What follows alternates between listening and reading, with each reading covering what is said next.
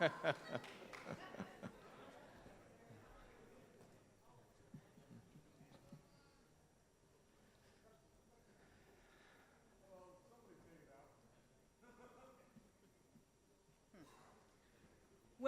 to Candidates Night, sponsored by the League of Women Voters of Nassau County. My name is Judy Jacobson, and I have served as the Voter Service Chairperson for the Nassau County League. The League of Women Voters is a nonpartisan organization dedicated to two major goals: providing the public with unbiased information about candidates and issues so that voters can make informed decisions, and increasing voter participation. Please join us to help accomplish our goals. There's membership information on the table at the entrance. Please take some as you leave. Thank you. And a sincere thank you to Malloy College for providing, yes, this outstanding facility. Thanks as well to Angelo Fraboni, Artistic Director of the Madison Theater, for making this event possible. Tonight, we have two candidates competing for the Democratic Party's nomination for County Executive. Laura Curran and George Maragos.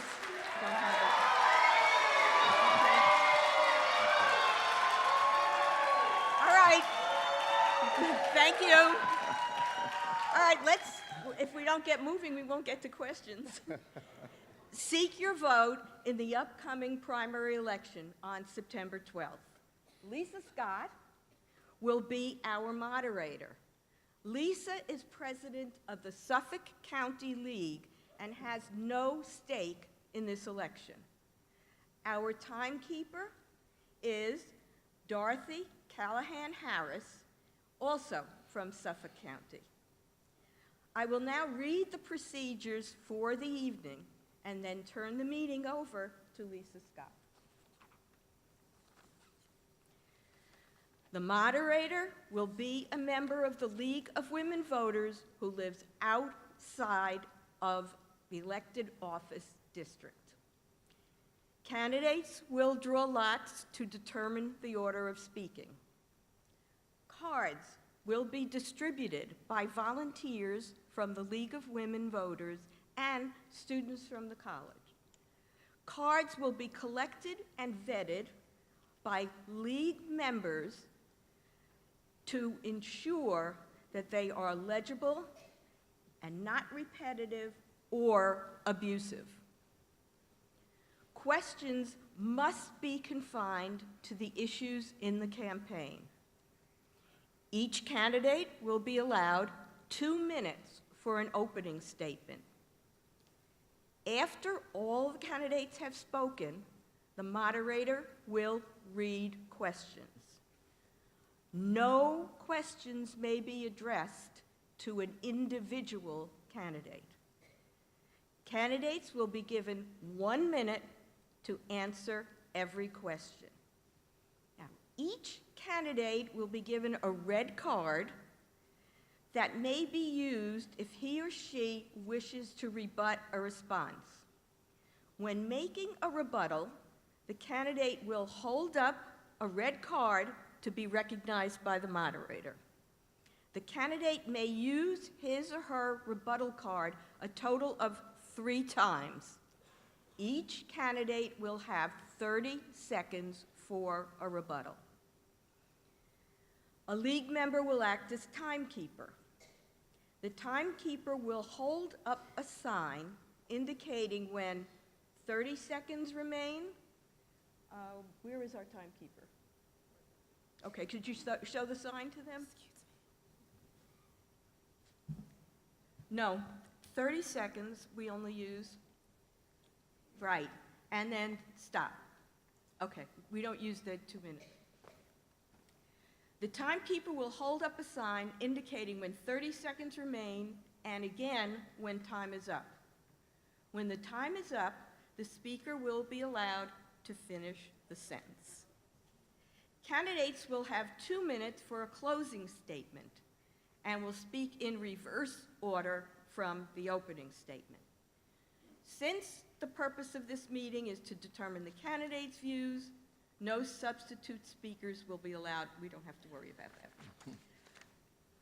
The use of props, charts, or visuals, and the distribution of campaign literature is prohibited.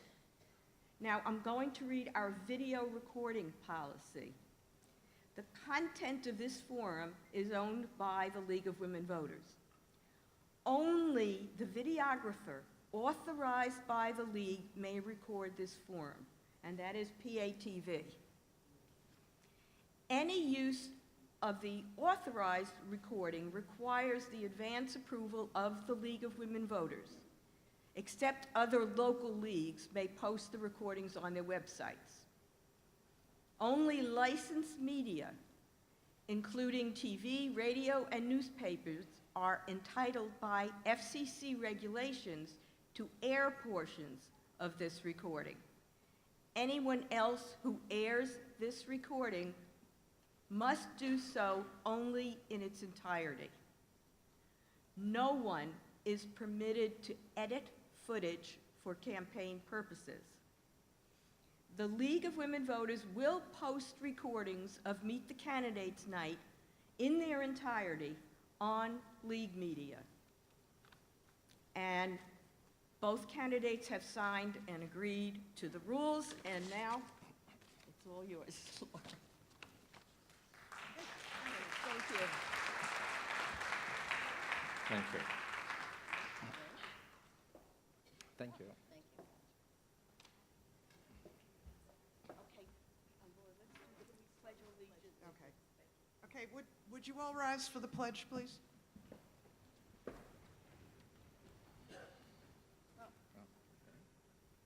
I pledge allegiance to the flag of the United States of America and to the republic for which it stands, one nation, under God, indivisible, with liberty and justice for all.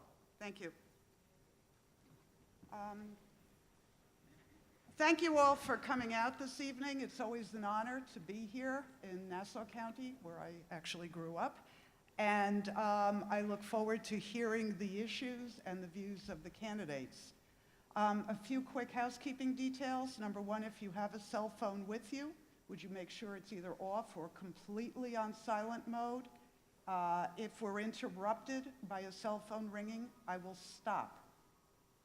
So please check. If you're expecting an important call, do not sit in the front. Sit in the back so you can step out. Also, we have cards, as you know, question cards. I've already gotten probably about 25 or 30, and part of what I have to do is figure out which ones are going. And I took a quick look. You have asked excellent, detailed questions, and I really appreciate that. And I think the candidates will too, because it'll give them a chance to speak to the issues. Since each candidate has a red card, occasionally there will be something that a candidate feels they'd like to add to their opponent's response. They will indicate, as Judy said, and we'll tick off 3 chances at that. They will also have their 2-minute closing statement to reiterate what they want to make as their selling points to you. So we're not starting by saying to them, why should you be the Democratic candidate? They're going to tell us this in their opening statements. Please also, after each candidate's opening statement, feel free to applaud. If, however, we're interrupted by any kind of applause during the candidate's statements, or even as they complete their answer to a question, again, I will stop. It's not the right thing to do if we're trying to cover a lot of topics. Applause is at the beginning and end.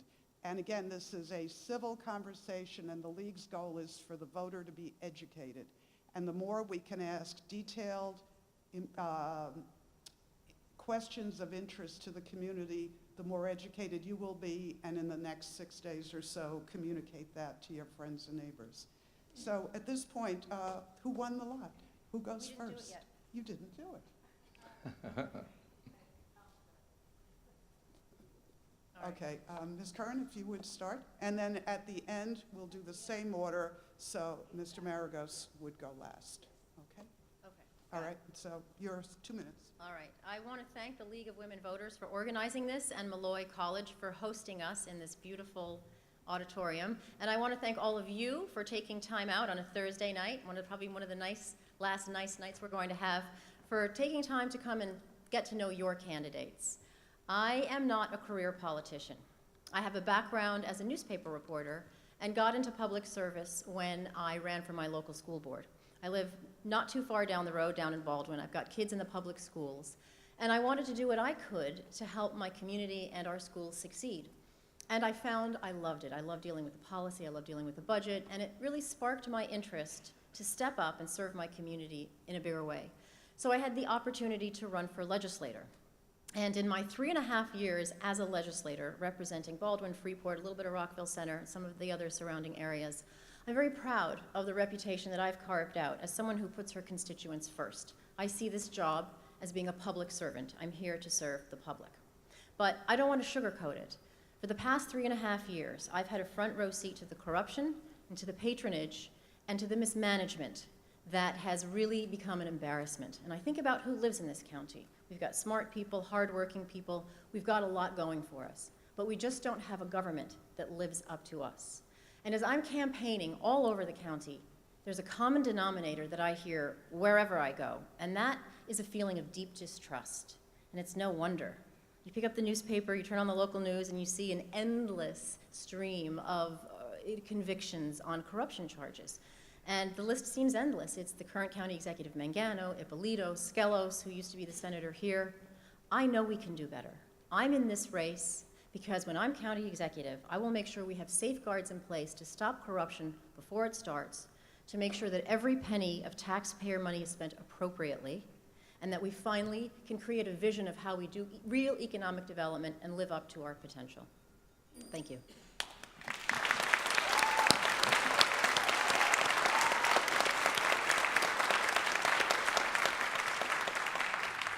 Thank you. Mr. Maragos? 2 Good minutes. evening. Thank you all for being here tonight, and thank the Women League of Voters for hosting this debate tonight. I want to take a second to pray for the victims of Hurricane Harvey and those in Florida that are possibly confronting an even greater disaster from Hurricane Irma. My name is George Maragos, and I've been your Nassau County Controller for the past 8 years, twice elected. I believe that I have served honorably and with distinction throughout my 8 years. When we took over the county, when I became Nassau County Controller, the county was almost bankrupt, having a $250 million structural deficit. Our cash balance was depleted to less than $10 million, and our long-term debt was skyrocketing. Plus, there was a 3.9% property tax increase that had been enacted every year for the distant future. 8 years later, the county is in a stronger financial position. Our debt has actually been reduced by $100 million.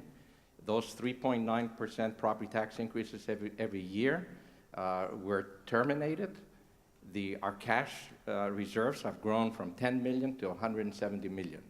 Yes, we do have challenges ahead of us, but the county is in a much stronger position without property tax increases that would have increased property taxes for every homeowner in this room and in this county by 30%. They would have been 30% higher today than if I had not become controller 8 years ago.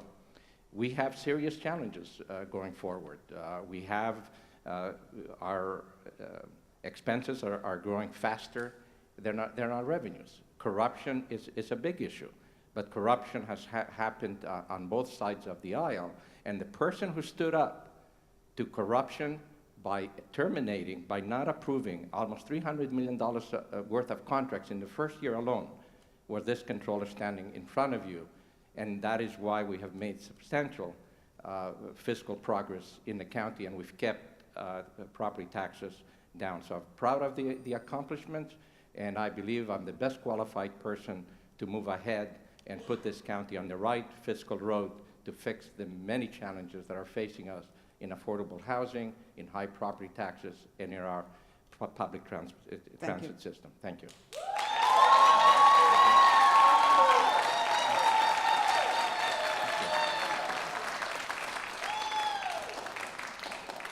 A little more emotion, one more time.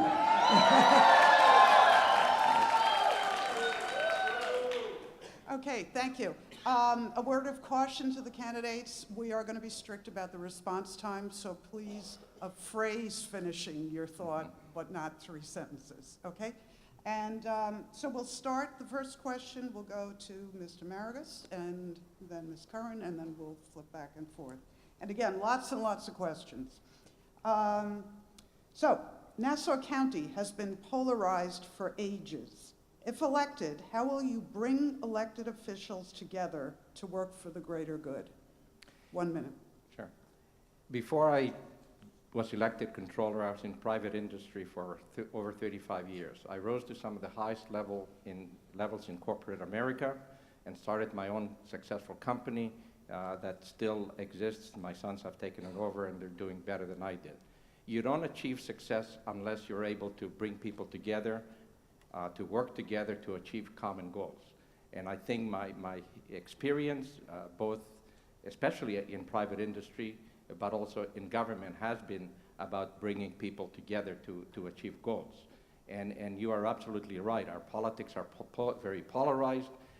People don't communicate. They don't get behind closed doors, and compromise. I believe I have the experience to articulate goals and bring people together to work together to achieve common goals for the best interest of our communities. Thank you. Ms. Curran? Excuse me. All right, we'll use this as a demonstration. Please do not applaud during the question and answer part, which is the bulk of the evening, okay? Because it interrupts their train of thought, and we really want to have some thoughtful answers. Thank you. Ms. Curran, would you start? Yes, that's an excellent question. The first thing I thought of when I heard this question was the hub, the Coliseum. And really, it was partisan bickering that escorted the islanders off the island. And we have a situation now where we've got a redone Coliseum in 77 acres of parking lot. And every time I drive by, I think of all of the tax generation that could have happened there, all of the economic development that could have happened there had it not been for partisan bickering. This is a wonderful opportunity that we can work across municipal lines to do real economic development, to create a range of housing options, to make it a real destination, and not for nothing, grow the tax base, which we desperately need. The person who is the county executive needs to have a vision for how we grow, and the diplomatic skills to be able to work across party lines and across municipal lines. And I have to say, under this current administration, the Mangano and Maragos administration, there has been a real lack of vision of how we grow. It seems that we're just sort of getting through the day to keep the lights on, but we're not looking really holistically of how we work with the other entities, because we are a community of communities. We need real diplomacy to make it happen. Okay, thank you. The next question we take to Ms. Curran first. In what way do you plan to address the needs of our homeless veterans and improve the services in place for veterans now? Another excellent question. Our veterans are often underappreciated. We have many coming back from overseas, men and women who fought. They face homelessness, they face drug abuse, they face unemployment. One thing that I'm proud that I've been able to do as a county legislator is make it a little bit easier for some of those returning vets to get jobs. I helped spearhead legislation that made it easier for disabled veteran businesses owned by disabled veterans to do business with the county. Because the data shows that veterans tend to hire other veterans. Veterans are actually very good workers as well. They can work well in a crisis. They've got great discipline. So I'm very proud that this is a law that we have now on the books, and we're compiling a database of veteran-owned businesses. Also, with the homeless issue is a very big issue. And if you ride the LIRR along the Babylon line in Baldwin, Freeport, Rockville Center, you're going to see a lot of homeless people. On the county, we can do a better job of doing outreach and getting services to those veterans, those homeless veterans who need our help. Thank you. Mr. Maragos? The most important characteristic of a leader of the next county executive is going to be integrity and honesty. And when you hear my opponent here talk about that I was part of the Mangano administration, when she knows very well that the controller is independently elected by the people and is actually the watchdog on the administration and the legislature, so she is misleading you, and that's not a good start for the next county executive to have no integrity. Secondly, when the homeless issue was brought up with regards to the veterans, and the county executive said that we don't have a veterans homeless problem. That has been ended. And not a single legislator, including my opponent, stood up and said that is not true. She's telling you tonight, but when the issue was presented to the public, she did not stand up and say that that is not true, Mr. County Executive. We do have a serious veterans homeless problem, and this is what we need to do to address it. And I stood up and said that is not true. Thank you. Red card. Thank you. 30 seconds. So my opponent claims that it's not an administration. It's not the Mangano-Maragos administration. But I'll just remind you, 4 years ago when he was running to keep his seat as controller, he ran a TV ad standing with him right next to Ed Mangano, and it was the Mangano-Maragos team, very proudly. So I think it's a little disingenuous to say that this was not a team effort. Okay, thank you. As is my privilege, I'll elaborate on a question and go back to the question on homeless veterans. And I'll ask each of you to please give one concrete proposal that you might suggest were you to win the election in November. So, Mr. Maragos, this is yours first. Well, I think that first you're going to hear the recurring theme where, none of her facts are correct. So she thinks that if we're standing side by side here, that we're not opponents. We are opponents even though we're standing side by side, and there's nothing wrong with, working with the county executive. That is my job, was my job, but also calling out the county executive when we exceed borrowing rules, when we have veterans homeless issues, which are declared not to be true. That is my job as the controller, and we talked about working together, and that's about working together, and I've worked together proudly with the legislature as well with both sides. But with regards to the homeless problem, of course, the first step is to recognize and admit that we have a problem. The county has, and I as controller pointed this out, we have a lot of real estate throughout Nassau County that we own that is sitting idle, that the county is not using, that we should be deploying and converting to affordable housing for our veterans and also our low-income and mid-income families. Thank you. Ms. Curran, same question. So concrete things we can do. We do have some people on our staff who do homeless outreach, and they actually do a fantastic job.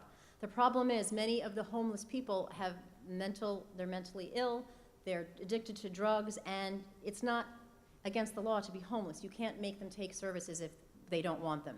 We can do a better job with our Department of Social Services, making these services available to people, doing more outreach, and I think we can also do a better job of making sure that we fully fund and staff them. We've got to work well also with our Veterans Administration. I think DSS, Department of Social Services, and the Veterans Administration can work better together to make sure that people get the services that they need. Thank you. And once again on that subject, as the last follow-up, and Ms. Curran, you first, could you discuss the financial implications of doing something for housing for veterans? Same question to both of you. Actually, what we need, and not just for veterans, for everybody, we need a broad range of affordable housing, of housing options for veterans, for young people. Not everybody wants or belongs in a single-family house. I think at the county level, we don't control the zoning. It's the zoning municipalities. It's the towns and the villages that do. So we need to create a vision from the top, creating an environment that makes it more welcoming for this kind of development in the communities that want it. That will help our homeless problem. It will also help keep young people and grow the tax base. It's good. It's the right thing to do, and also it's good for our economy. I would also add that we've got to do a better job, as I said before, doing outreach and making sure that people know that there are services and there is access to services. And the investment in that will pay off in the long run in terms of economic development. If you have a veteran who comes home and gets the services he or she needs to be confident and self-reliant, that veteran will get a job, perhaps become an employer himself, and that will be better for all of us. Thank you. Mr. Maragos? There is a difference between theory and experience. And what you're hearing from my opponent is, a vision and we need to do better. But we have homeless people that are sleeping on the street, on the trains right now. They don't need a vision. They need a place to live, a place to sleep, and a plate to eat. And we need to be able, and the next county executive need to differentiate between immediate needs and long-term visions. And I just said that we have vacant real estate that we should be converting. And there's federal and state grants that we're not taking advantage of to take care of our homeless, to take care of our homeless veterans especially. And that's the knowledge and experience that I bring to the table after 35 years in private industry, and the theory that you hear, and we need to do better. We all can dream and stand back and dream that we can do better. But that is the difference between experience, accomplishment, and ability to make life better and more affordable for our residents. Thank you. Another major problem in Nassau County is the opioid crisis. What would be your plans to address this in a better way if elected? Mr. Maragos? I don't think we're doing a good enough job. And, in the legislature, again, and my opponent never raised an issue. And all of a sudden, last year, the county executive, standing with the police commissioner, told us that we had a crisis. Well, how did the crisis arise? And nobody knew about it. Now we're presented with a very serious problem. And again, the legislature, including my opponent, didn't ask a single question, did not ask for a public forum or public hearings to delve into the issue.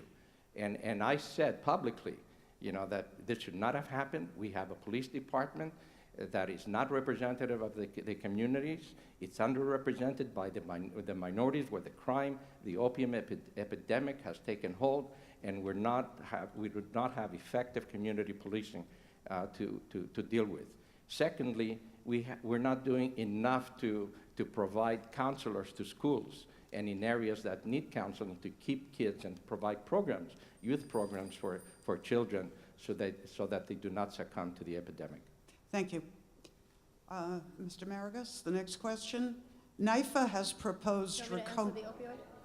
I'm sorry? Do you want me to answer the opioid? Oh, I'm so sorry. I told you I make mistakes. My apologies. Go Not to worry, not to worry. My opponent is incorrect. I have had public forums about the opioid crisis. I was happy to host the police department in 3 of the communities that I represent to talk to families, to look for the warning signs. It was a detective from the police department who gave a wonderful presentation, and my constituents found it incredibly helpful. The opioid crisis, I think we need to attack it from 3 fronts. It's a mushrooming problem. It's affecting our economy. It's affecting our families. It's really tearing families apart. It's heartbreaking if you know anyone who's been through it, and I've seen it. First, prevention. We've got a wonderful program. It's in some schools, not in all schools. It's just one example of the way we can do prevention in a smart way. It's called Too Good for Drugs, and it talks to kids. It's a curriculum for children as young as 4th and 5th grade to have them make the good choices, to not succumb to peer pressure. And it's proven over and over that $1 spent on prevention equals $7 not spent on incarceration, public safety costs, et cetera, down the road. 2, treatment. There is a treatment gap. So I'm sure you've all heard of Narcan, where if you're having an overdose, you get administered Narcan, you come back automatically. You go to emergency room, have Narcan, and then you're out without the proper treatment. And the 3rd is enforcement. I know my time is up. We get to that one at the next time. Thank you. Thank you. Ms. Curran, this question is for you Yes. then. Okay. NYFA has proposed draconian cuts to the Nassau County budget. One of the proposed cuts is to eliminate the Nassau County Youth Board. As county executive, where would you stand on this issue? As a legislator, every year I have been so frustrated to see that our youth programs that we fund through the county are on the chopping block. They're used as a bargaining chip for the budget. It's completely the wrong thing to do. These programs provide homework help, drug abuse help, help to prevent gangs, for runaways, you name it. Big problems, little problems are addressed by these programs. If we can't ensure on the county level that children can grow up to be safe and strong and confident, we're losing a generation of children. I'm very proud to have fought to keep the programs. We've been successful in that fight. And as county executive, I will make sure that we have a recurring revenue stream to keep those programs, to keep our young people safe. And again, it's not only the right thing to do, it's good for our families, it's good for our communities, it's good for our economy, and it's a priority for me. Not for nothing, it will save money down the road as well. Thank you. Mr. Maragos? Well, I call the NIFA report, unprofessional and a completely waste of money. There wasn't a single proposal in there that had merit. And I wrote to NIFA as well and expressed my views, and I expressed them publicly. Nobody else did. Some people followed afterwards.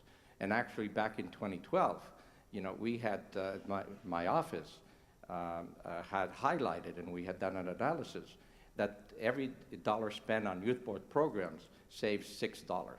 When they first wanted, the legislature had voted to cut the youth programs. And it was on my initiative that those programs were restored. But NIFA, the NIFA report, they want draconian cuts, on programs where it's going to cost the county more.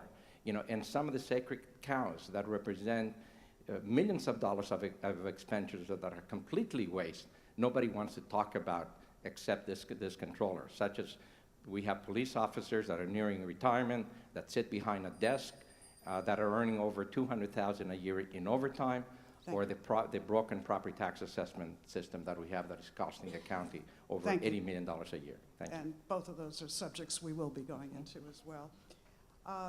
Mr. Maragos, along the same lines, how are we ever going to pay off the county debt without cutting services to dangerously low levels and not raise taxes, which are among the highest in the nation? Well, the county debt, believe it or not, as I've indicated, has been reduced by about $100 million, over actually $100 million, and it stands currently at $3.5 billion. I know it's a lot of money, but when the county budget is $3 billion, that's about 1.2 times our annual revenue. Most families can go to the bank and borrow money to buy a home at 3 times their annual family income. So our debt is not the issue. It's very manageable. It has been managed well, and it has been reduced.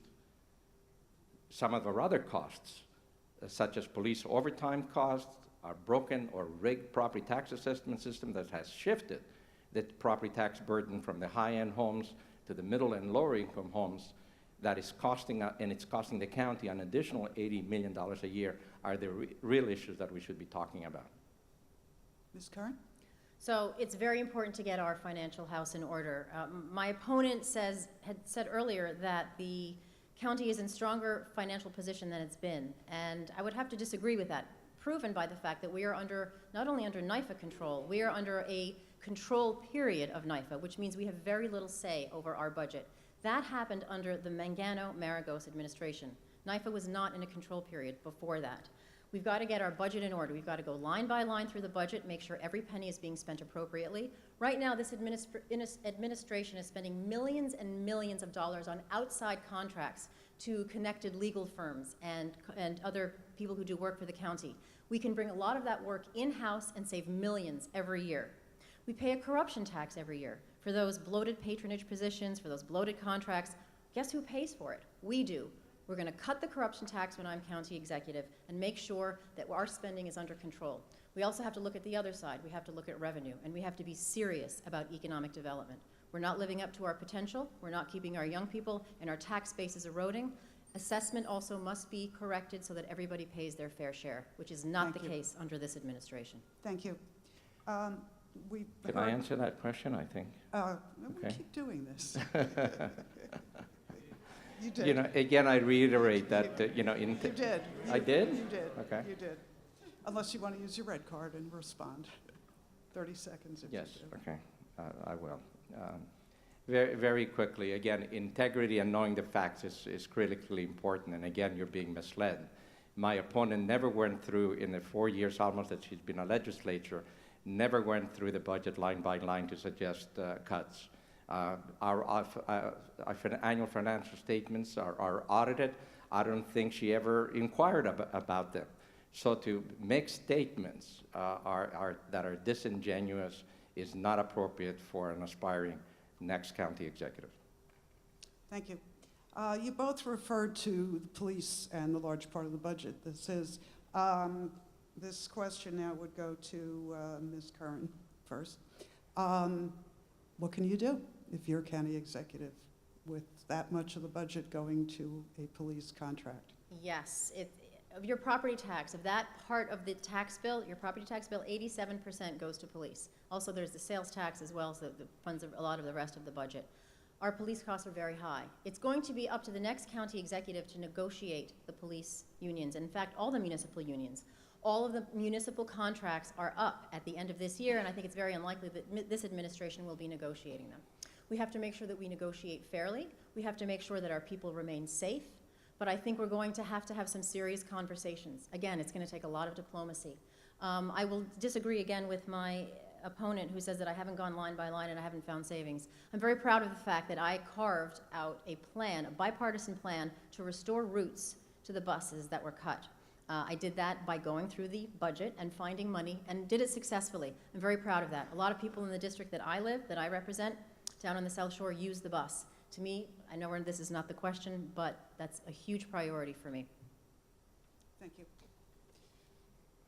Okay, Mr. Maragos. Again, I guess it's a question of misleading the taxpayers. I want to remind my opponent that last October she voted for a budget. She voted for a budget that actually cut bus routes, and that's a matter of public record. Secondly, let's not talk about hypotheticals, in future. I've already mentioned that, we have police officers that are earning over $200,000 in overtime. They're abusing the system. We have archaic rules that are not even written in our contracts with regards to minimum manning, that we cannot utilize our police officers effectively to be diverted where we now have the greatest need, and we're fighting the opiate issues or gun violence, or we have high crimes.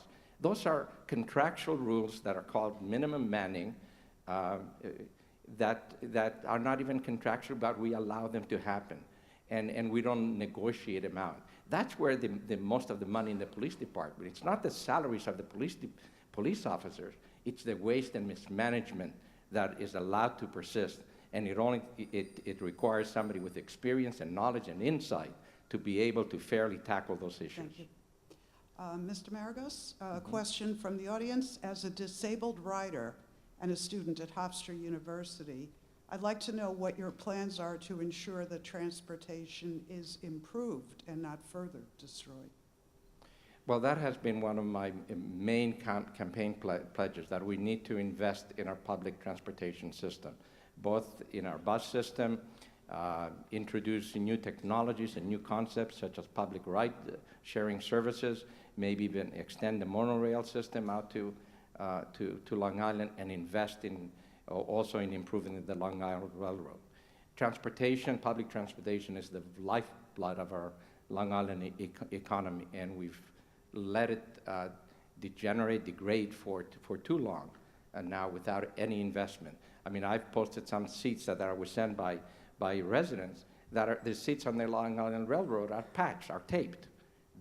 It's a third world railroad system, and it needs a complete overhaul. And as a county executive, I've committed to do that, to work with state and federal agents to bring the funds, plus our own money that I will extract from county savings in having a more efficient government, so that we can invest in our infrastructure as well as building a new economy that will generate high-paying jobs. Thank you. Ms. Curran?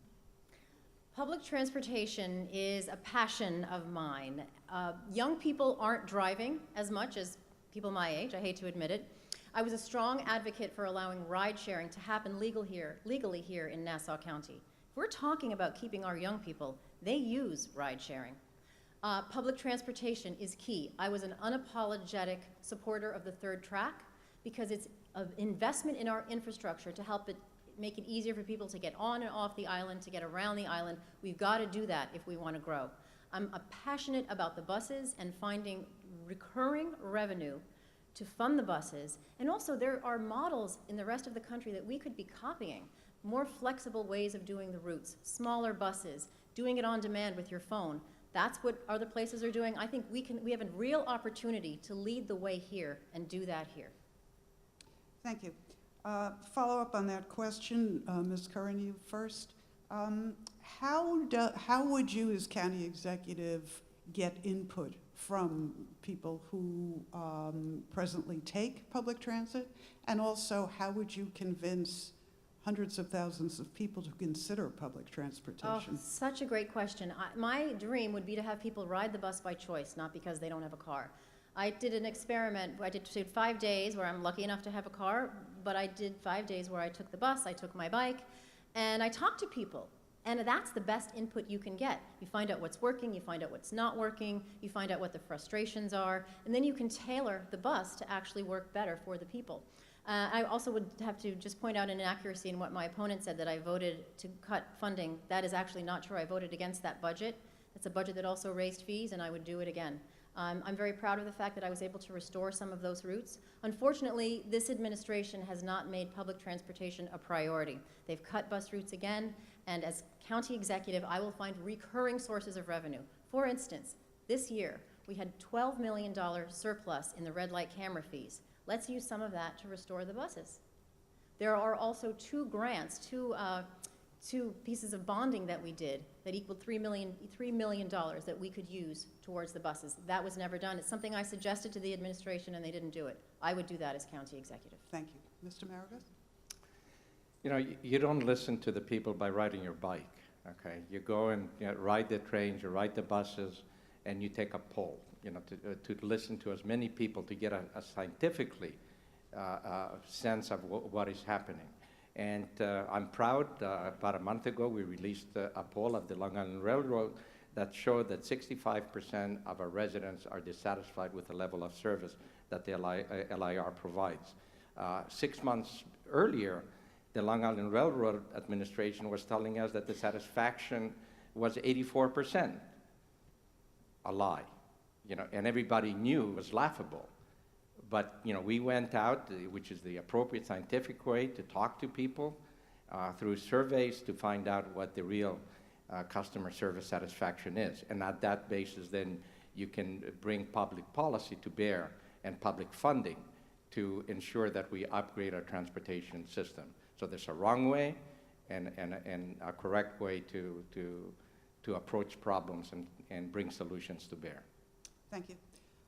Further on transportation income, Mr. Maragos, income from red light cameras was supposed to fund youth programs until the administration changed it. Would you take steps, be specific, to return the income to its original intent? Well, as I indicated, I was back in 2012 when they first proposed and actually enacted cutting all the youth board programs. We did a study that showed that the long-term cost to the county would be greater than the investment in maintaining the youth programs, and as a result, those youth programs were restored. As I indicated, and I had pointed this to my opponent as well and to the legislature publicly, that we were sitting on $170 million in a cash balance, and they were telling the public that they could not find $6.5 million to restore, not to cut the bus routes. And where they were proposing to cut the bus routes were mostly in minority communities that have the greatest need for public transportation. And they were arguing, including my opponent, that they could not find, they didn't have the money. And then my opponent says that magically she found a pot of money when they were sitting and the county controller was telling them that we had $170 million in the bank that they could have used to fund public transportation, and they elected not to, but they continue to mislead the public. Thank you. Ms. Curran? So the questioner who asked is exactly right. The red light cameras were sold basically to the population as the way we got buy-in. This was the previous administration. The way they got buy-in for the red light cameras was that it would fund the youth programs. Under this administration, that was revoked. Now it goes into the general fund. So the youth programs are now always on the chopping block. They're vulnerable every single year, and they're subject to debate. And as a Democrat and as somebody who sits on the legislature, This has always been a priority, to make sure that we keep them on, and we've been able to successfully keep the programs. But it shouldn't be a fight every single year. We shouldn't have to beg, and the people who run these programs shouldn't have to beg to provide the services for kids. They're doing it for us. They're doing it for all of us. We've got to make sure that we've got recurring revenue for the youth programs, for the buses, for the things that we always find on the chopping block. And these are the things that affect the most vulnerable among us. We can do so much better. Thank you.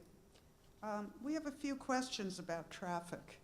So Ms. Curran, the first one, where do you stand on congestion pricing, and is it even viable in Nassau County? Oh, that's an interesting question. I know that's something they're talking about a little to the west of us.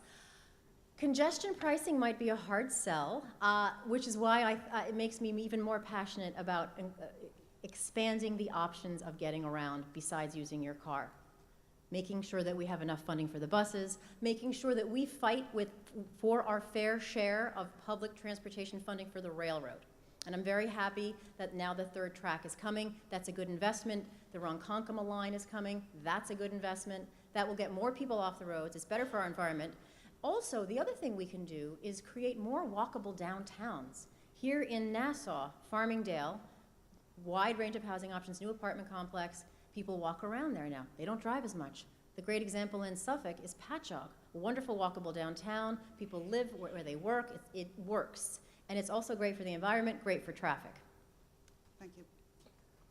Mr. Maragos, congestion pricing?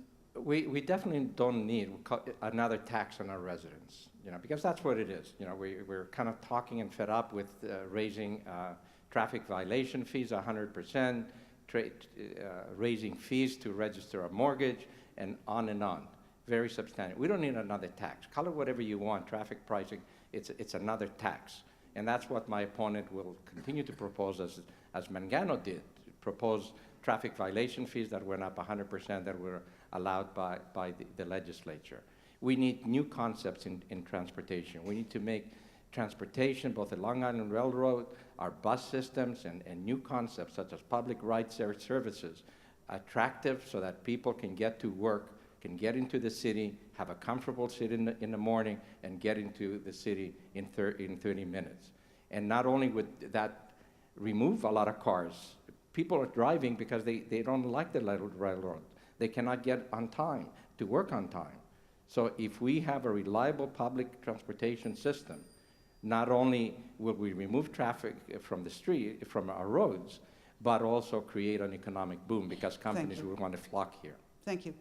The natural outgrowth of this is population growth and density, and Nassau County has a lot of villages, a lot of various levels of government here. How would you, as county executive, work with the villages as well as the unincorporated areas to encourage them to take some of these more forward-looking approaches to handling these issues? Mr. Maragos? It's me? Yep, Okay. it's you. Well, this is where leadership comes in, and experience and leadership and being able to bring people together to achieve common goals. And certainly congestion is a common goal. High property taxes is a common goal that we all face. Affordable housing, is a common goal that we have. And creating a vibrant economy for the future is a common goal. And we need to come together. And all my life I've proven that I have leadership skills. I've succeeded in managing large organizations, and being promoted because of the successful results that I was able to achieve. I'm the only person, the only candidate here that brings a professional background of achievement and experience. My opponent has none.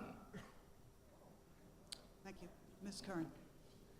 So let's talk about experience. My opponent, two-time running mate of Ed Mangano on the Republican ticket, ran against Senator Gillibrand as a Tea Party conservative against choice, anti-gay marriage, climate change denying. He ran on repealing Obamacare. So I believe I've got the experience that matters, and yes, I would love to talk about experience. To the question at hand.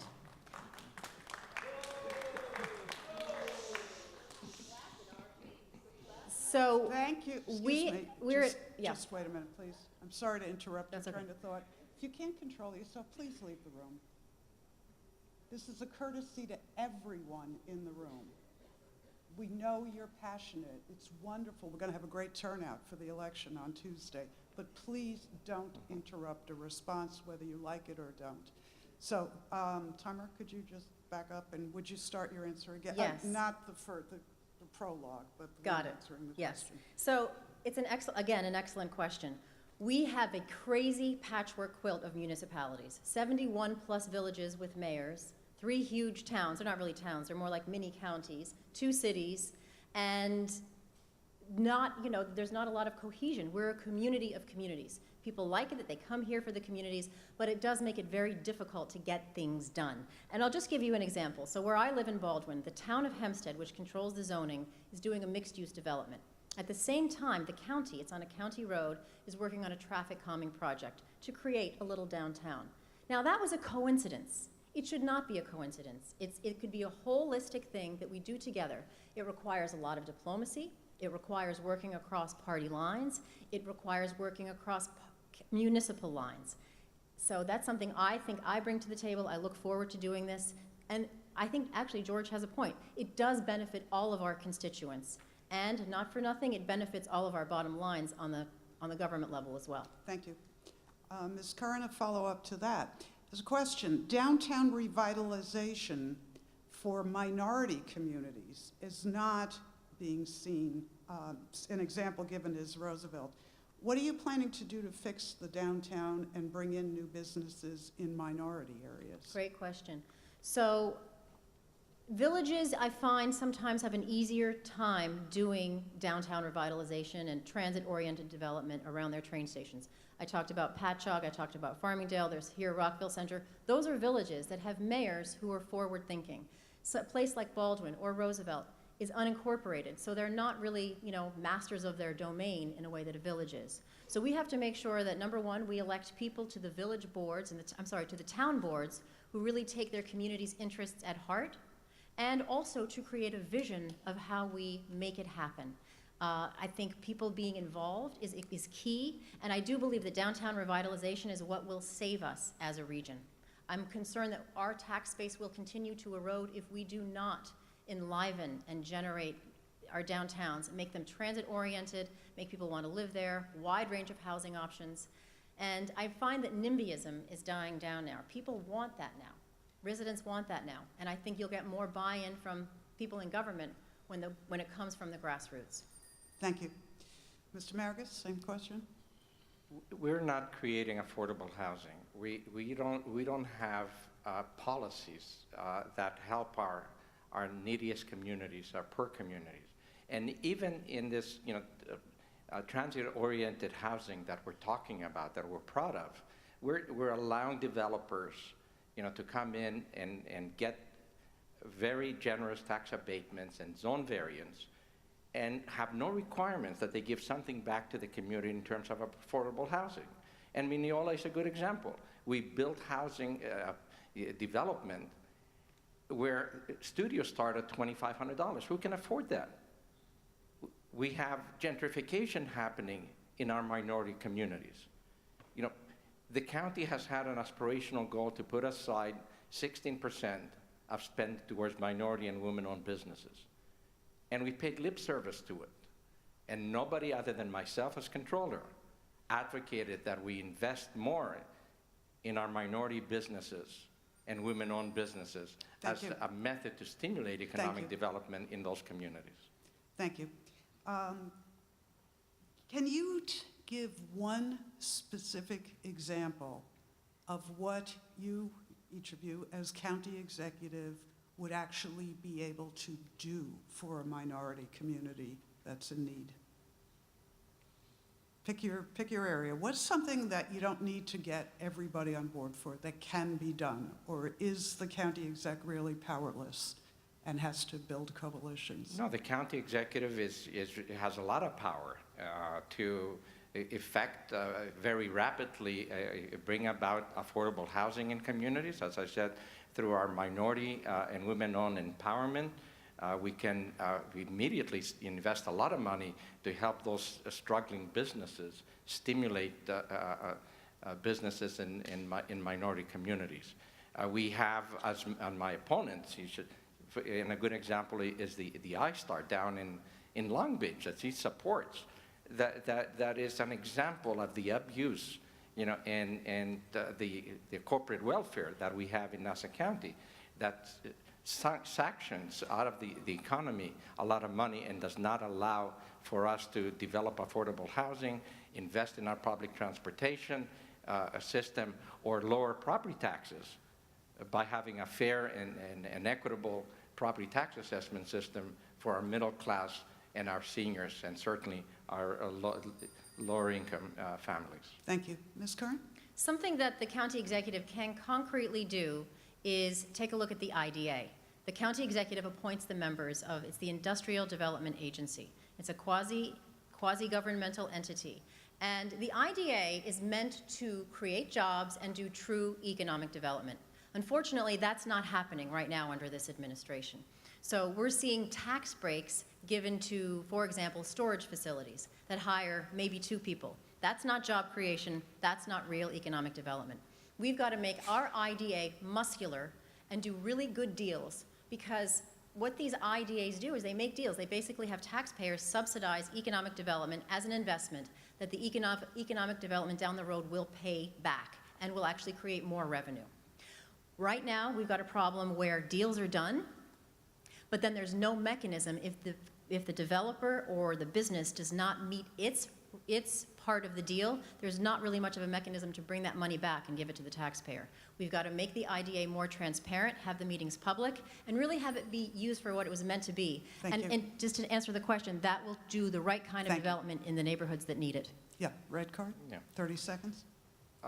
Theory is great, but again, my opponent, supports the giveaway to the iStar development, $100 million of taxpayer money to go to the iStar development that is supposed by the community, by the way, as a giveaway, corporate welfare, without asking for anything in return in terms of affordable housing for the community. That is wrong.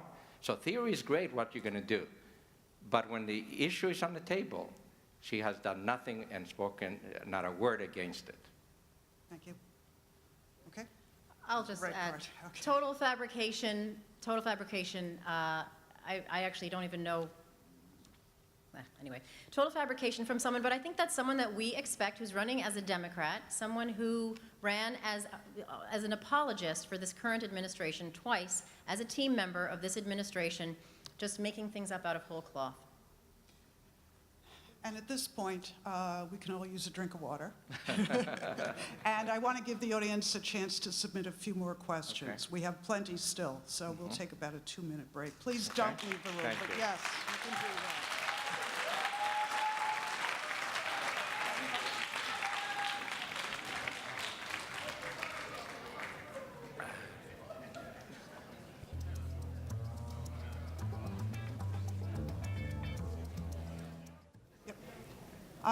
Could everybody please find a seat, or step out, finish your conversation, and just slip back in? That's great. All right, we'll do something a little different just to get Okay. started here. And Ms. Curran, you'll go first. Tell us one nice thing about your opponent. And I'm going to ask you the same, Mr. Maragos. Okay, of course. Okay. So my opponent, who came to this country as an immigrant, started a successful business. I admire that. That's what this country is about. Okay, thank you. Okay, that's okay. This is feel-good time, then we'll get to the meat and potatoes. Mr. Maragos. And I must say my opponent is a wonderful person who cares deeply about her people and her community, and I respect that. Okay, thank you.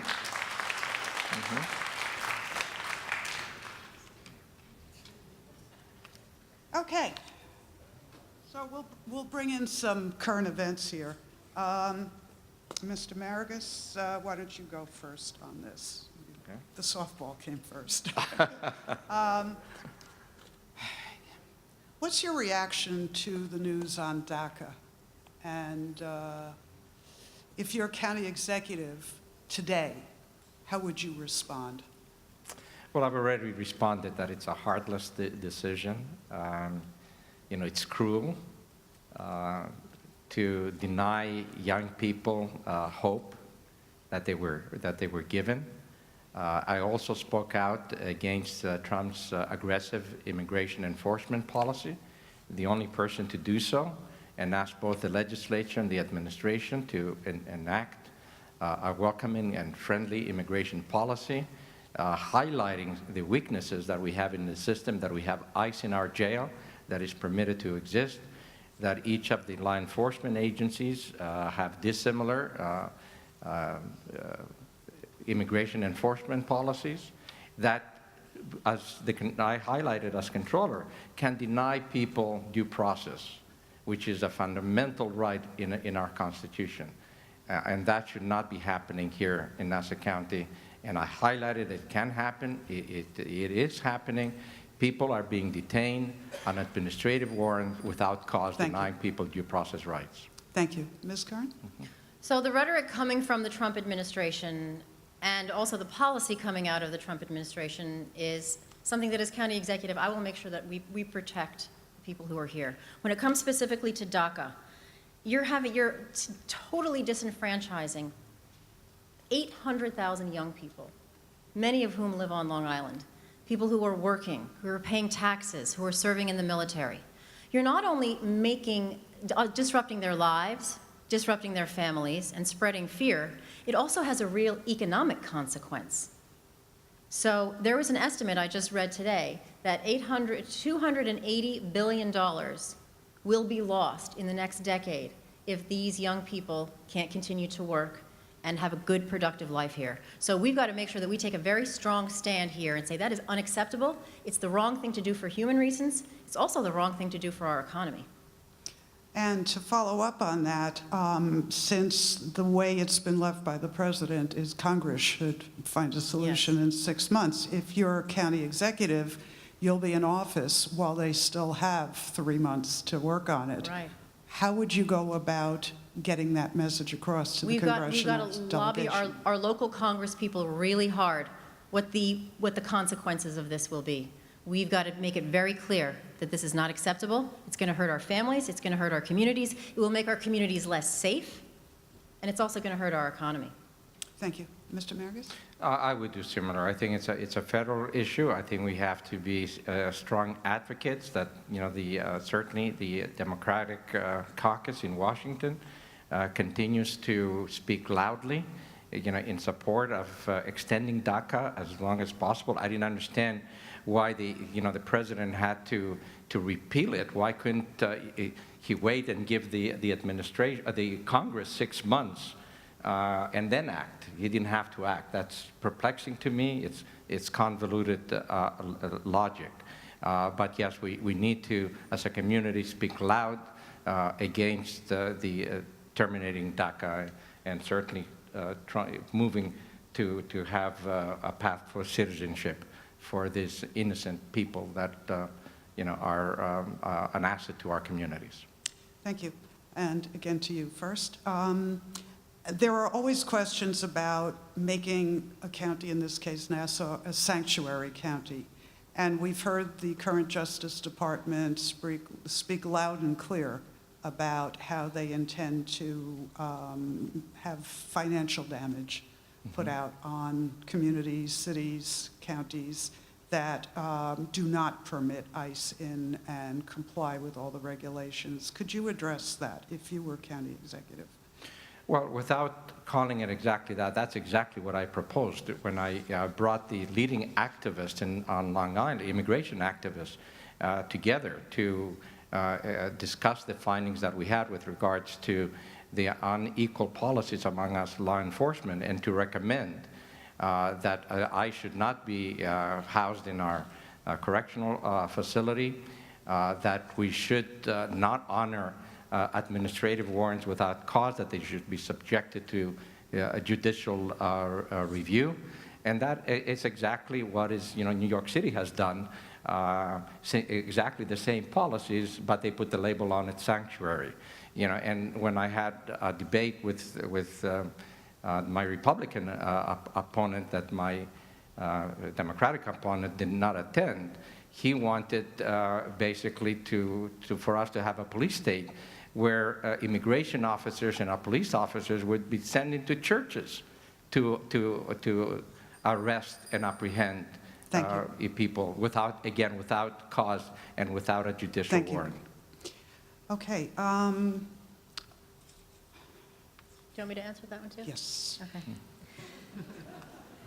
So Nassau County Police Department has a policy, and that policy is that if you're the victim of a crime, if you have information about a crime, if you're the witness of a crime, the police do not want to know about your immigration status. And that is a very important policy, and one as county executive, I will make sure is strengthened and that every officer out there knows is our policy. And it's so important because it builds trust. It helps to continue to build the trust between communities and the police who protect them. If someone who's a victim of domestic violence or someone who has information about a gang is afraid to come forward, those problems will continue to get worse. However, if you're a violent criminal, all bets are off. There's no place for you in our society. Thank you. Ms. Curran, Yes.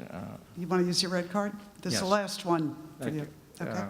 My opponent does not recognize, even though I highlighted that our police department, like our corrections officers, can apprehend people on an administrative warrant from ICE and detain them without cause. And the fact that the county controller, I highlighted this 6 months ago, and called on the legislature and the county executive to demand a uniform policy, to demand a friendly and welcoming immigration policy, that we should not be honoring administrative warrants without judicial review. She has not spoken up, and that still persists today. Thank you. Okay, thank you. Ms. Curran, Yes. how will you address incidents of police brutality in Nassau County?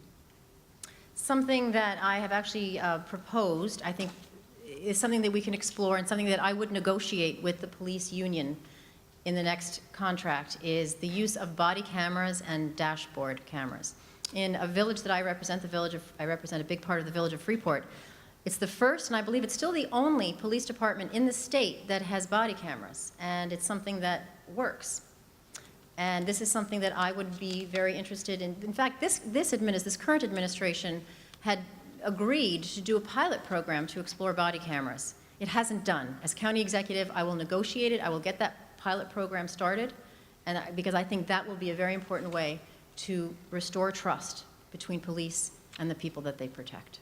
Thank you. Mr. Maragos? Body cams are obviously very important, but so is following up on allegations of police brutality, and we're not doing any of that.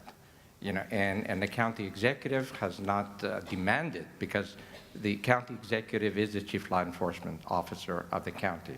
And there's been a number of instances of police brutality, and our county executive and the legislature did not speak up and demand an investigation, as they had a right to do so. Okay, thank you. Mr. Maragos, what is your position on the establishment of a police review board in Nassau County? I'm all in favor of more transparent government.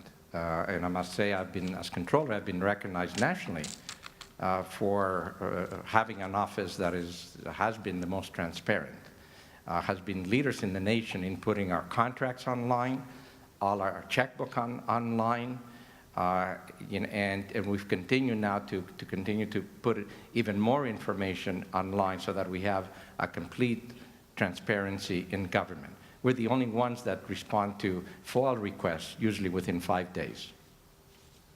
Thank you. Ms. Curran?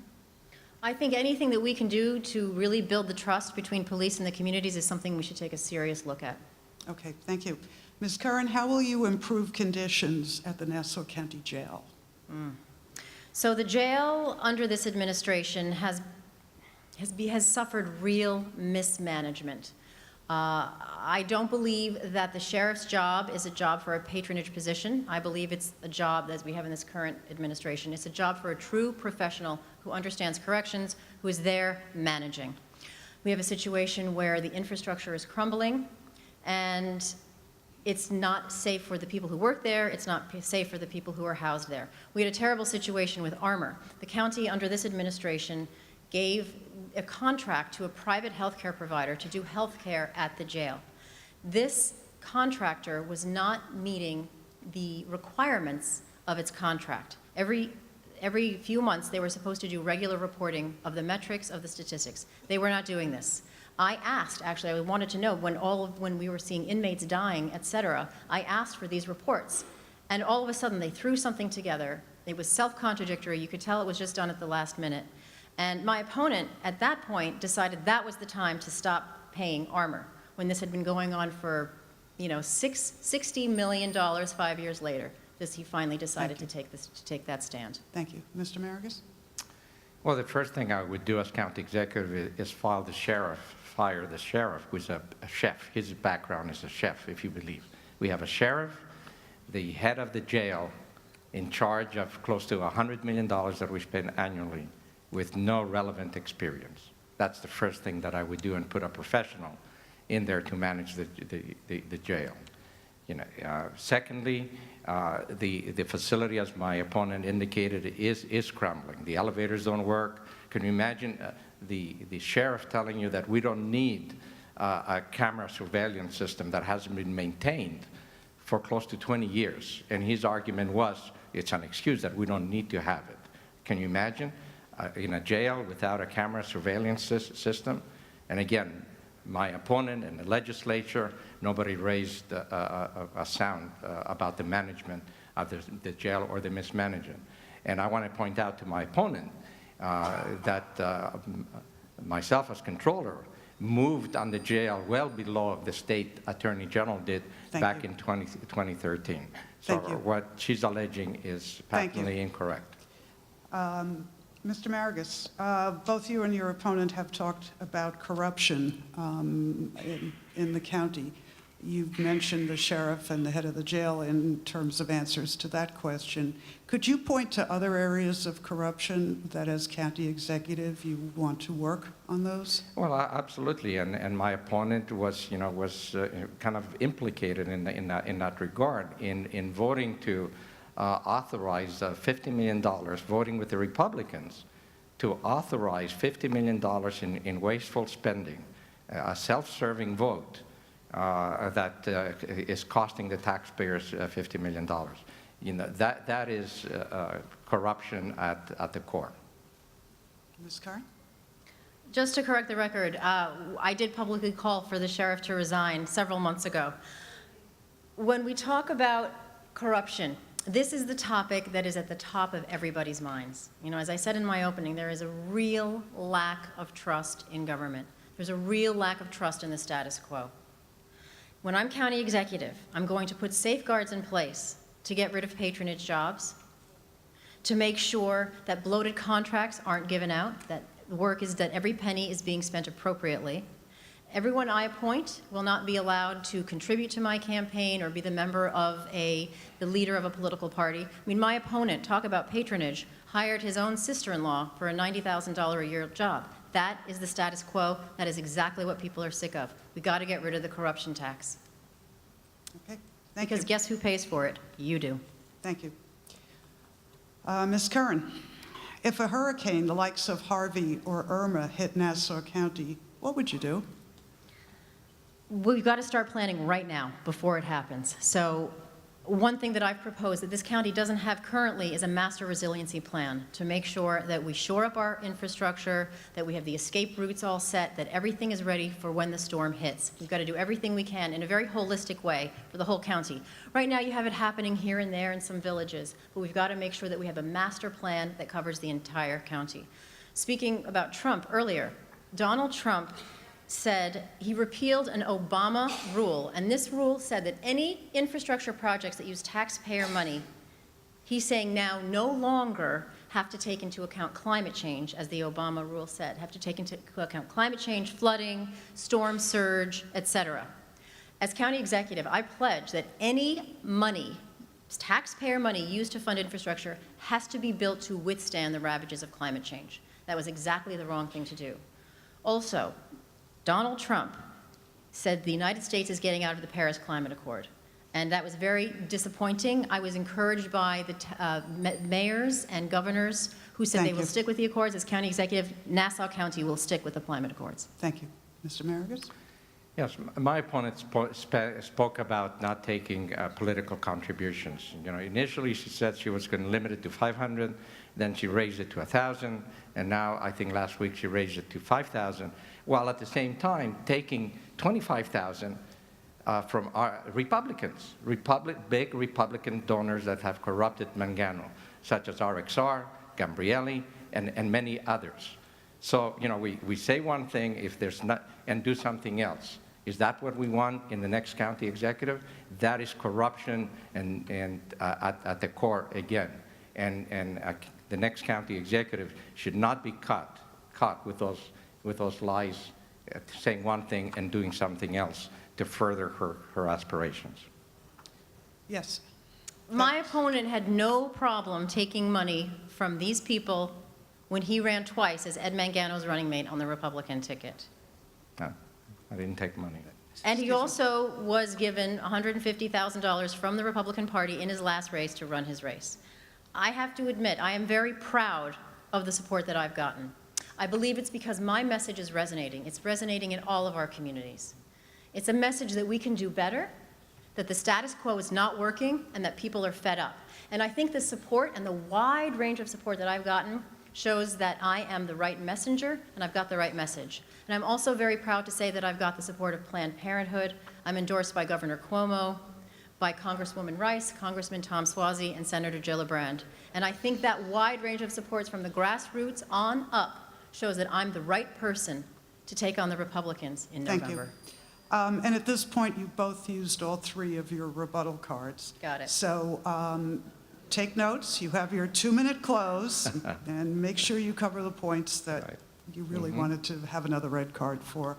Mr. Maragos, I want to go back to Long Island and particularly Nassau County and water. If elected, how would you assure Nassau County's aquifer system and drinking water is properly managed and vigilantly protected? Again, unlike my opponent, the legislature and the county executive, I, as controller about a year ago, brought together the leading environmentalists in a controller's advisory committee to look at the issues of how we can better protect our water, our waterways, and our environment. What we need to do as a government, because nothing was being done. Nothing was being done. No reports were being issued to the public as to how frequently we were testing our water. But once in a while, we were hearing that, you know, there were contaminants in the water. We were surprised to find that the carcinogen, 1.4 dioxin, was found in the water, and nobody, including my opponent, raised an issue. Where this controller did, and we demanded, we wrote to the health department through this advisory committee that I appointed to make sure to understand what testing, to encourage more testing, to demand, to ask the administration and the legislature to request more state funding, which we got very little of, by the way, because nobody asked. Okay, thank you very much. There are 2 ways. So 2 ways to protect our aquifer. We, on Long Island, we have single source aquifer. We get our water from one place, and that's under the ground. 2 things I'm very concerned about. Number 1 is we have so many people minding the store. We've got municipal water districts. We've got water districts that are independently, you know, have independently elected commissioners. We've got private companies doing it in some places. Water, the price of water costs, you know, so much more or less depending on where you have. There's no one minding the store overall. We've got to make sure that we have an entity looking over all of these smaller entities to make sure that they're doing the job right. Number 2, we have a situation in the city, just a little bit to the west of here. The city is looking to reopen some wells, a couple dozen wells in South Queens. Now, these wells will draw water out of our aquifer and into the city. The city has many places to get water. We've got one. We've got to make sure that the city does not get access to our water, because if they draw the water out of our aquifer, we can have a problem of salt water intruding into the aquifer, which will make our water undrinkable. The other problem is the Northrop Grumman plume can spread from the vacuum of the water coming out, and that's something that we have to be very careful about. I'm very happy that our local Congress people, okay, I'll get it at the next one. Yeah. And along the same line, if elected, and Ms. Curran, you go on this, will you assure the residents of Long Beach, Barrier Island, that the county's plan to discharge 100 to 150 million gallons of effluent from Cedar Creek sewage treatment plant to the Atlantic Ocean will not ruin their beaches? This is a serious problem with the Cedar Creek. So Cedar Creek actually has an outfall pipe that takes the water way out, a couple of miles out into the ocean. The problem right now is with the Bay Park sewage treatment plant, which does not have such an outfall pipe. So the county has been trying to get money from the state and federal government to invest in an outfall pipe. It costs a lot of money. Money's not coming. There's an interesting plan right now to bring that water up, and you're going to have to work with the localities to have this, to bring the sewage, the treated sewage up from Bay Park to an old viaduct that looks like it's still viable. Actually, it's an aqueduct that runs under Sunrise Highway. Bring that water, that treated sewage, to the Cedar Creek and then to the outfall pipe. For that to work, we've got to make sure that we speak with the communities, that we educate them on how it's going to work to get their buy-in, but that could be a solution to the problem. The problem with nitrogen going into the bays is that it kills the marshlands, which act as a natural buffer against storm. Also, it kills the sea fish, the seafood, it hurts the recreation industry down there, and it hurts our economy. Thank you. Mr. Maragos? You know, it's interesting, you know, that my opponent has imaginary solutions and is an expert in all sciences. You know, I believe in bringing together the best experts in the field to consult and to come up with plans, you know, that would be effective in protecting our water, protecting our waterways, you know, and protecting our environment through green procurement policies. That is, you know, what experience in management is all about. I don't pretend to know everything in every science. So it's important to understand your limitations and also when to reach out. In terms of the outflow pipe, you know, again, we need to ensure that our waterways are protected, that the nitrogen level in our water, you know, is controlled, that we use the best sciences available, and so it's important, and that's why, you know, I brought this environmental committee so that we can play, you know, an educated and informed role in ensuring that outflow pipe is built correctly. And as well bring the community in, because this, you know, this intermediate pipe between Cedar Creek and our other waste management plan is against, the community doesn't want it because there's substantial risks. Thank you. Mr. Maragos, on another subject, many people are leaving Nassau County due to high taxes and lack of economic opportunity. What is your vision for bringing jobs and opportunity to Nassau County? Well, the vision, and we've articulated, we studied the demographics in a report that I issued back in 2013-14 that says, you know, our population is aging, our young people are going away to college and not coming back because we're not creating those high-paying, exciting opportunities right here in Nassau County.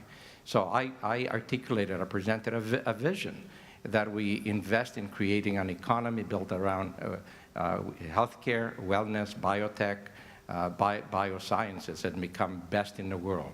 That Nassau County should be where people will want to come to get the best treatments possible, and where the next generation of miracle drugs and treatments will be found, and create an ecosystem that will be sustaining, growing, and creating those high-paying, exciting opportunities for our young people in order to keep them here and have our young people that go away come back. Thank you. Ms. Curran? To keep people here, we've got to maximize our potential. We've got to develop the hub in a smart way. We've got to do good transit-oriented development where it makes sense. We need to invest in robust public transportation for people to get around. And we also need to create a vision of how we do it. We've got to work across municipal lines. We've already talked about this. The reason why this is so key and the reason why I'm so passionate about a wide range of housing options is that employers looking to relocate, businesses looking for a place to set up, are looking for a place where their employees can afford to live and also have a good quality of life. We're falling short of that right now, and I know we can do better. We've got great potential here. We've got good schools, we've got smart people, we're right near New York City, but let's live up to our potential. Let's get it together and live up to our potential. Thank you. Ms. Curran, I have 5 cards about affordable housing in addition to the ones we've already covered. And everybody right now, and this is for both of you, really wants to know more about specifics, because when you look at the housing stock in the county, Yeah. there isn't a lot of open space where you can create new developments that include workforce or affordable housing. So they all want to know, how are we going to do this? You know, nobody wants to wait 40 years to That's see right. another generation. So could you each address that? You know, we first. talk about young people, it's also older people who are looking to downsize. I have a couple across the street, they're grandparents now. They are having a very hard time to find a condo or a place to live that's affordable. So, what do we do, again, about affordable housing? We've got to create the atmosphere. We've got to work with our IDAs in a smart way to do real affordable housing. There are lots of mechanisms now to fund affordable housing through tax credits, et cetera. We can do a much better job at the county level of making that happen. Concretely, we've got to make sure that we keep our young people here, because if we don't, we will continue to wither, and that's something that I'm concerned about. We've got to be very serious and make sure that we work with the zoning municipalities, with the towns and villages, copy what works, and have a mechanism that you have a certain amount of affordable housing. There is supposed to be a certain amount of affordable housing, but often when these things are built, there's not much that's affordable. Thank you. Mr. Maragos? The best way to create rapidly affordable housing is to stop granting tax abatements through the IDAs to developers. Stop giving them generous zoning variances, and that without any requirement that they put aside, like New York City, 25% or 27% of all units built to be affordable to the average family income in the immediate community. That will immediately stimulate more affordable housing. Secondly, we need to address the issue that is perplexing, that, you know, which is that we have close to 80 zoning jurisdictions in Nassau County. Nobody wants development. And it takes an average of 2 years, to build anything in Nassau County. We need a master plan. We need to consolidate our zoning boards into a few. But, you know, we need a master zoning plan like New York City does that would facilitate, expedite development, and increase the supply, and that will create even more affordable housing. Thank you. We have time just for a few more questions before you get your wrap-up. So the next question is, what policy change would be your top priority if elected? Is that me? Mm-hmm. Okay. My top policy choice, which I've already enunciated many times, is to fix the broken property tax assessment system. And they call it broken. It's been broken for 70 years. It's not broken. It's rigged. It's fixed. It has shifted the property tax burden from the high-end homes in a pay-to-play culture, those people that use politically connected attorneys that make significant political contributions, of which some my opponent has taken from those very tax-cert attorneys, and shift the tax burden to the middle income and the lower income families. I wrote an audit, I presented an audit back in 2011, that the reforms that were being enacted would cause this huge shift in the property tax burden from the upper-end homes to the middle-income homes. 60% of our residents are paying anywhere from 15 to 30% more in property tax than they should because of the rigged property tax assessment system. On day one, I will reverse that. Thank you. Okay. All right, Ms. Curran. Thank you, yes. We've got to restore trust in government on day one. There are so many things that we can do, real concrete things that we can do to get rid of the patronage, to get rid of the bloated contracts, and to finally get rid of the corruption tax that we all pay to fund this dysfunctional system. Speaking about assessment, for some reason, this administration has not been bothered to hire an actual credentialed qualified assessor. Meanwhile, the assessment department has been cut literally in half, so you don't have the people doing the work. And at the same time, assessments have been frozen for 7 years. So you have a situation where most people are grieving, and most of those who grieve their assessment get a reduction. And then you have the reality where the tax burden has become completely not only inaccurate, but also unfair. got to hire an actual credentialed assessor, make sure that we properly staff the assessment department, get the assessment right, do them at least every 3 to 5 years, at least, so that we get them right, everybody pays their fair share, and we will save money because we have to borrow money to pay those back every single year. Ms. Curran, what values do you hold that would make you the best representative of the Democratic Party in Nassau County? I believe that as a lifelong Democrat, my values align very closely with the Democratic Party.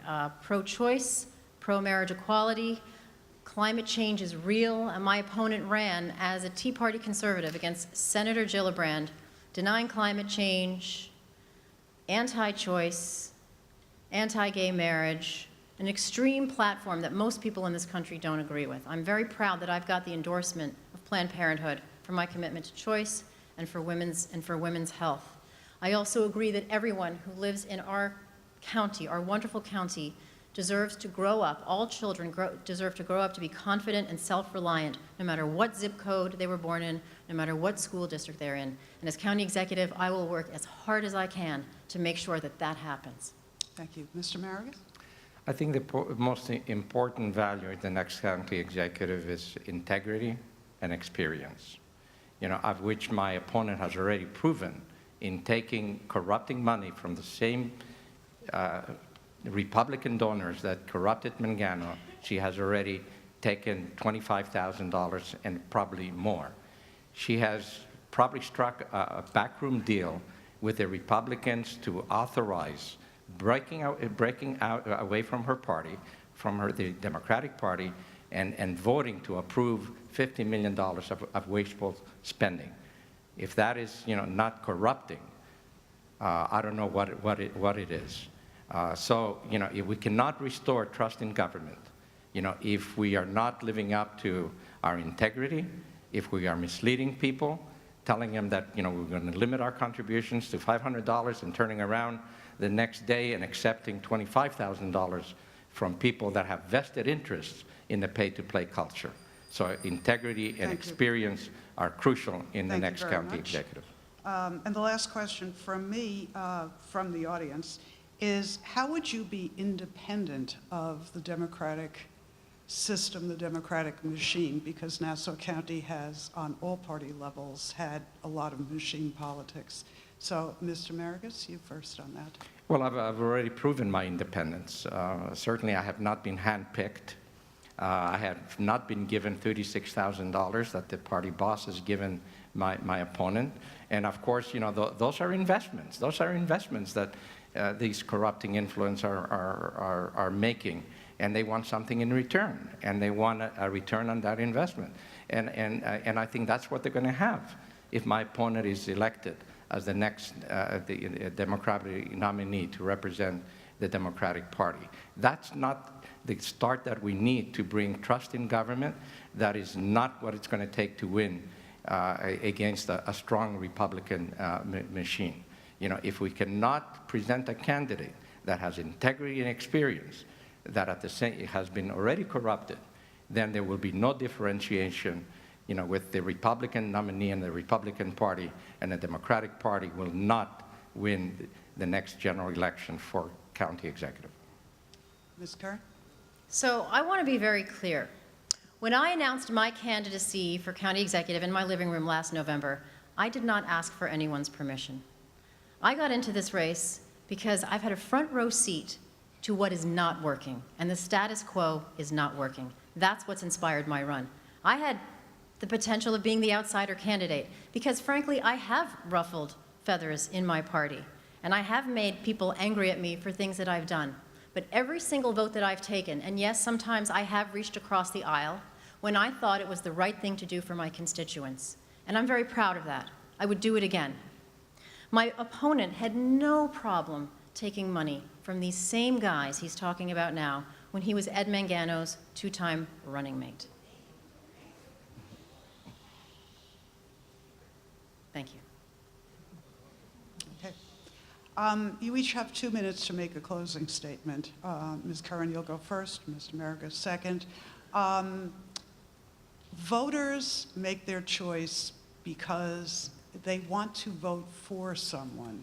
We've all seen cases throughout our lives of people voting against, but not really formulating what they want to see. So what I would do is encourage you both to speak about why people should vote for you, incorporate your vision, and make it as positive as you can so people will go in and look at your name in the polling place and say, yes, that's the one I want to vote for. So, Ms. Curran, 2 minutes for you, please. So having been a newspaper reporter in my past life, I'm not the status quo. I bring a message of positivity and of what we can achieve, of what we can do. And I believe that my candidacy is gaining momentum, gaining endorsements, and gaining support because I'm the right messenger and I've got the right message. I love traveling around this county. I love talking to people about their concerns. I actually love campaigning. I love debates like this because I know that we can do so much better. I'm very proud to have been endorsed by Planned Parenthood, by Congresswoman Rice, by Congressman Tom Suozzi, Kirsten Gillibrand, and just this week by Governor Cuomo.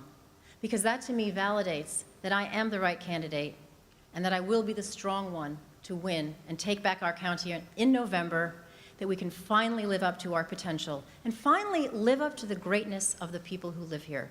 Because right now, under this current administration, it's an embarrassment. It's an embarrassment that we're under a knife of control, and it's an embarrassment that we're losing our young people.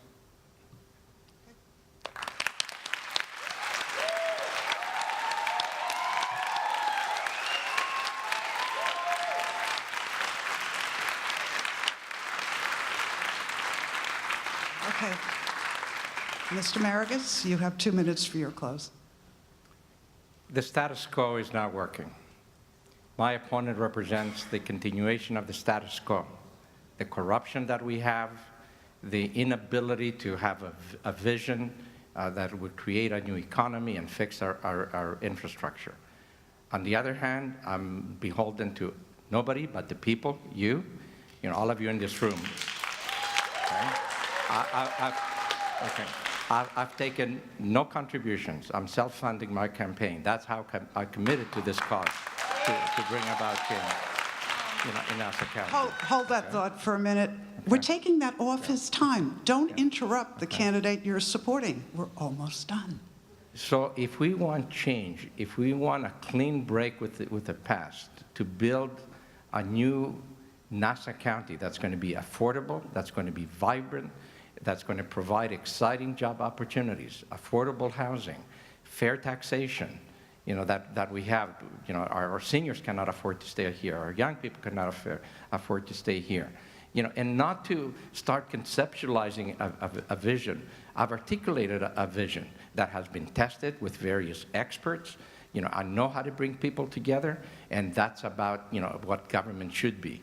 Government should be about giving hope to people that have not had hope, that have been robbed of hope because of the institutions and the special interests, and the two-party system that we have here. Our communities have grown. Our minority communities represent nearly 40% of our population, and they've been neglected by both parties. I've been criticized for going to those. We need to empower all our people, treat our people fairly, equitably, and empower them, and have a government that serves the people that have the greatest need, not the people that have the least need, that pay to get contracts, and in the pay-to-play culture that we have.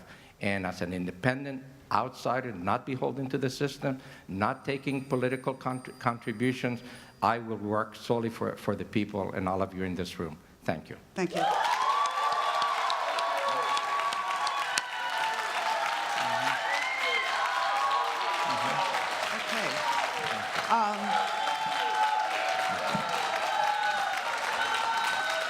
On behalf,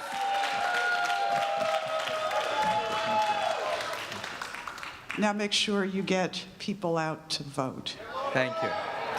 On behalf of the League of Women Voters, I'd like to thank the candidates, of course, Malloy College for their tremendous help, and again, they live streamed this event. And again, all of you for your thoughtful questions. Apologies if yours was not asked. As you saw, I was juggling about 50 or 60 cards. So again, thank you for your attention. Thank you for coming.